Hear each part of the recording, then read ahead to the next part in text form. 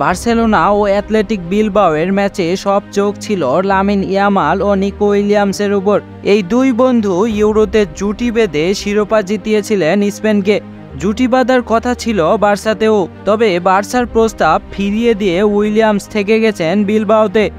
গতকাল রাতে একে অপরের প্রতিপক্ষ হয়ে মাঠে নেমেছেন ইয়ামাল ও উইলিয়ামস, যেখানে শেষ পর্যন্ত জয় পেয়েছে ইয়ামালের বার্সা। কাতালান ক্লাবটির 2-1 ব্যবধানের জয়ে প্রথম গোলটি ইয়ামালের পা থেকেই এসেছে। তবে এদিন সেরকম আলো ছড়াতে পারেননি অ্যাথলেটিক বিলবাওয়ের উইঙ্গার নিকো উইলিয়ামস। দলবদলের শুরু থেকেই বার্সায় আসার কথা শোনা যাচ্ছিল নিকো উইলিয়ামসের। এক পর্যায়ে তার বার্সায় আসা সময়ের ব্যাপার বলে মনে হচ্ছিল, কিন্তু দ্রুতই বদলে গেছে দৃশ্যপট। বার্সার স্পোর্টিং ডিরেক্টর ডেকো জানিয়েছেন উইলিয়ামস নিজেই নাকি বার্সাকে ফিরিয়ে দিয়েছেন।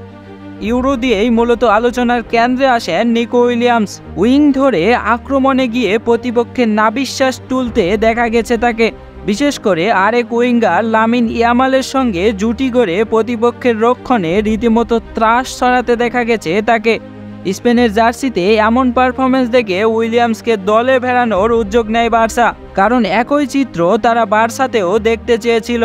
এমনকি উইলিয়ামসের 5,80,00,000 ইউরোর রিলিজ ক্লজও বাধা হবে না বলে সেই সময় মন্তব্য করেছিলেন বার্সা প্রেসিডেন্ট হুয়ান লাপোর্তা। এরই মধ্যে অবশ্য বার্সার দ্বিগুণ অর্থ প্রস্তাব নিয়ে হাজির হয়েছিলেন পিএসজিও। শুরু হয় দুই দলের লড়াই, যদিও এখন পর্যন্ত কোথাও যোগ দেননি উইলিয়ামস, আছেন বিলবাওতেই।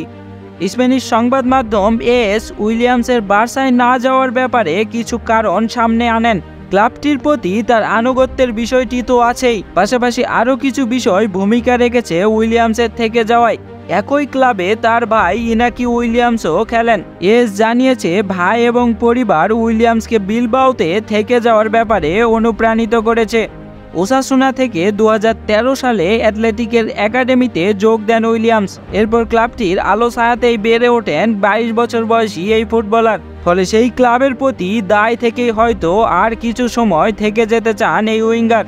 ধারণা করা হচ্ছিল উইলিয়ামসের বিলবাও ছাড়তে যাওয়ার একটি বড় কারণ ইউরোপিয়ান প্রতিযোগিতায় খেলা। বিলবাও ইউরোপা লিগ সুযোগ পাওয়ায় সেই স্বপ্নও পূরণ হয়েছে তার। এছাড়া 2024-25 মৌসুমের ইউরোপা লিগের ফাইনালও হবে বিলবাওয়ের মাঠে।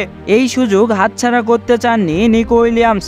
উইলিয়ামসের বার্সায় না যাওয়ার আরেকটি বড় কারণ ক্লাবটির খেলোয়াড় নিবন্ধন নিয়ে তৈরি হওয়া অনিশ্চয়তা। উইলিয়ামস দল বদলে বার্সায় গেলেও তার খেলতে পারার কোনো নিশ্চয়তা ছিল না।